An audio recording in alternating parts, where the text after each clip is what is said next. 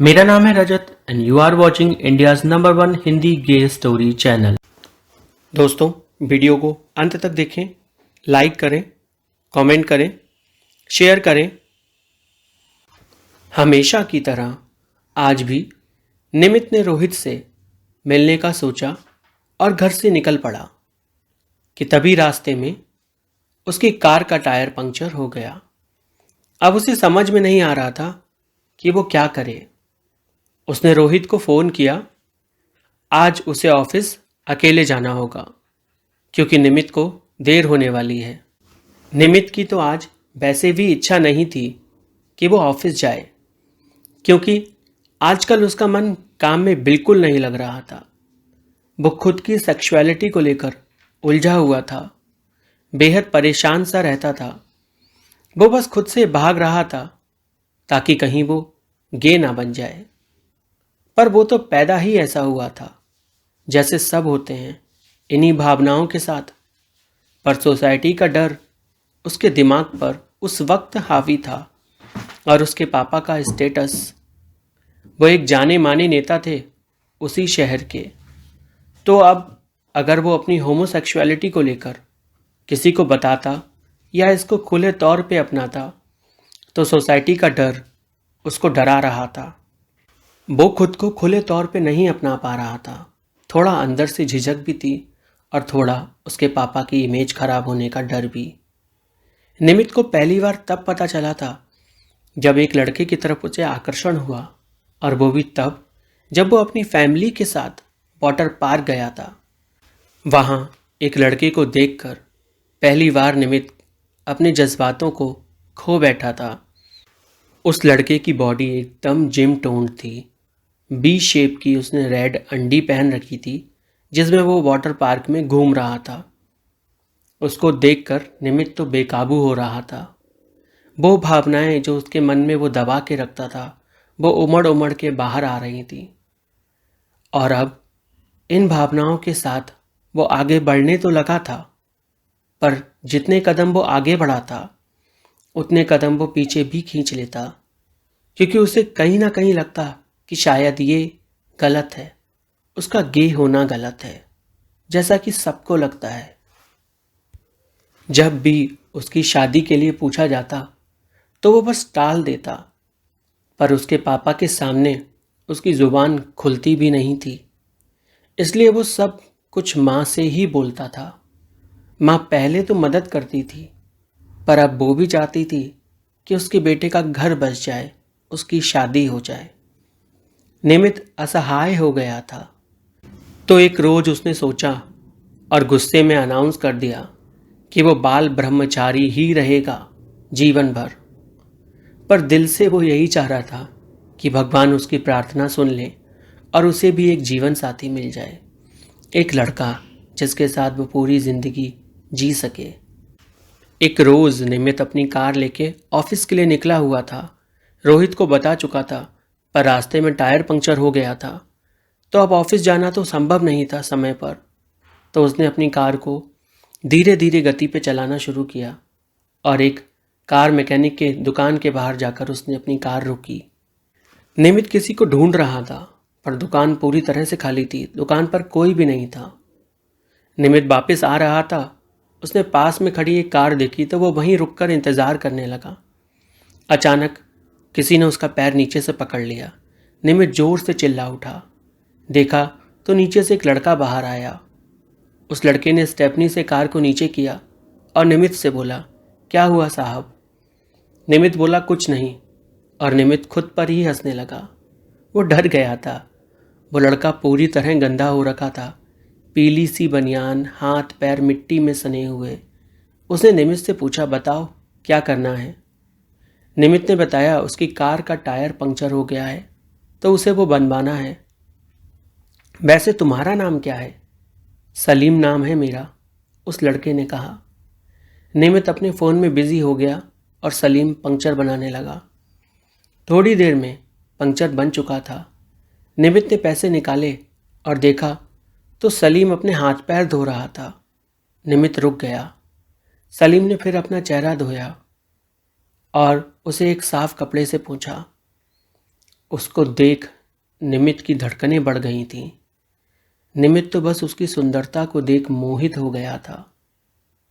निमित कुछ बोलना चाहता था, पर वो रुक गया। उसने हाथ आगे बढ़ाए और बोला, ये रुपए कहाँ रख दूं? तो सलीम ने उसे बोला, वहां रख दो। निमित ने पैसे वहां रखे। सलीम अजान अदा करने लगा। निमित वहीं खड़े खड़े उसे अभी भी देख रहा था। निमित उसको बहुत ध्यान से देख रहा था, उसको उठते बैठते, और बस उसके ख्यालों में खोया सा जा रहा था। अजान पूरी कर सलीम खड़ा हुआ और बोला, क्या हुआ साहब? निमित बोला, कुछ नहीं। फिर निमित अपनी कार में बैठ के वहां से निकल गया। वो पूरे रास्ते सलीम के बारे में सोच रहा था। ऑफिस में भी काम में उसका दिल नहीं लग रहा था और उसका दिमाग सलीम सलीम सलीम किए जा रहा था। फिर उसने खुद को डांटा और बोला, यह सोचना गलत है। एक लड़का और एक लड़का कैसे साथ हो सकते हैं? एक लड़का और एक लड़की ही सही तरीका है। ये कहकर उसने अपने दिमाग को डांट दिया। उसके बंद करने से क्या होता है? किस्मत ने तो पहले से ही कुछ और लिख दिया था। अगले दिन जब निमित घर से निकला तो आज फिर से टायर पंक्चर हो गया। निमित वापस सलीम के यहाँ गया तो निमित ने सलीम से कहा, देखो यार, आज फिर से पंक्चर हो गया। सलीम ने चेक किया टायर को, उसमें एक कील निकली। सलीम ने टायर जोड़ा और फिर निमित ने पूछा, तुम यहाँ कब से रह रहे हो? सलीम ने बताया, वो कानपुर का रहने वाला है और काम के सिलसिले में यहाँ आया था, पर सिर्फ 12वीं पास होने की वजह से उसे कोई काम ना मिला और वो यहाँ टायर पंक्चर की दुकान पे काम करने लगा। 3-4 दिन बीत चुके थे। निमित फिर से आ गया। सलीम उसको देखकर बोला, फिर पंक्चर हो गया क्या? निमित ने कहा, पंक्चर तो नहीं हुआ, पर तुम्हारे लिए खुशखबरी लाया हूँ। सलीम बोला, बताओ। निमित ने कहा, मेरे ऑफिस की कैंटीन में जॉब मिलेगी तुम्हें, करना चाहोगे? 14,000 रुपये पगार रहेगी। सलीम खुश हो गया। उसने तुरंत हाँ कर दी। निमित बोला, चलो फिर मेरे साथ। सलीम ने पूछा, अभी? निमित ने बोला, फिर कभी? सलीम ने कहा, रुको। सलीम फटाफट साफ सुथरे कपड़े पहनकर आया और आकर निमित की कार में बैठ गया। उसके कपड़े उसकी निगाह में तो साफ सुथरे और सही थे, पर निमित चाहता था कि उसकी नौकरी लग जाए। उसने सलीम से कहा, देखो पीछे एक बैग पड़ा है। सलीम ने बैग खोला तो उसमें एक शर्ट और पैंट थे। निमित ने उससे कहा, ये कपड़े पहन लो ताकि कपड़ों को लेकर कोई तुम्हें रिजेक्ट ना करे। सलीम ने बात सही समझी। उसने अपनी शर्ट उतारी और शर्ट पहनने लगा तो निमित ने उसे रोका और बोला, ये बनियान भी निकाल दो, वरना दिन भर में पसीने से तरबतर होकर बदबू आने लगेगी। सलीम ने बनियान उतारी और निमित की आंखें फटी की फटी रह गईं। वो बस शीशे से उसे देखे जा रहा था। उसकी भावनाएं बेकाबू हो रही थी सलीम को ऐसे देखकर। सलीम ने शर्ट पहन ली और फिर वो बैठ गया। निमित ने उससे बोला, पैंट भी चेंज कर लो। सलीम शर्मा के बोला, मैंने अंदर कुछ पहन नहीं रखा। निमित थोड़ी देर शांत रहा और फिर बोला, अरे हम तो लड़के लड़के हैं, क्या फ़र्क पड़ता है, चेंज कर लो ना। पर सलीम टस से मस ना हुआ। निमित ने कार साइड में लगाई और फिर सलीम ने कपड़े चेंज किए और निमित को आवाज़ दी। निमित अंदर आया। निमित सलीम को कैंटीन ले गया और वहाँ उसकी जॉब लगवा दी। धीरे धीरे दोनों लड़कों में दोस्ती होती रही और धीरे धीरे दोस्ती कब प्यार में बदलने लगी, ना सलीम समझ पाया ना ही निमित। एक रोज़ ऐसे ही रास्ते से आते हुए निमित ने सलीम के होठों को अपनी कार में चूम लिया। सलीम ने कुछ भी नहीं बोला और साथ भी नहीं दिया तो निमित पीछे हटा और बोला, क्या हुआ, तुम्हें अच्छा नहीं लगा क्या? सलीम बोला, तुम्हारे पापा बहुत बड़े नेता हैं, अगर उनको हमारे बारे में पता चल गया तो क्या होगा, कभी सोचा है तुमने? निमित बोला, तुम घबराओ मत, मैंने सब कुछ सोच लिया है। हम जल्दी ही इस शहर को छोड़ देंगे, मेरा ट्रांसफ़र होने वाला है। फिर हम साथ में किसी दूसरे शहर में शांति से रहेंगे। निमित का ट्रांसफ़र हो गया अगले 6 महीनों में और निमित वहाँ से चला गया। सलीम यहाँ अकेला हो गया था, पर निमित उसे भूला नहीं था। हर रोज़ दोनों फ़ोन पर बात किया करते थे। फिर एक रोज़ अचानक निमित वापस आया और सीधे कैंटीन में गया। सलीम से बोला, चलो इसी वक्त हमें निकलना होगा। सलीम ने पूछा, अभी क्यों? निमित ने कहा, चलो मैं रास्ते में सब बताता हूँ। सलीम और निमित निकल चुके थे कार से।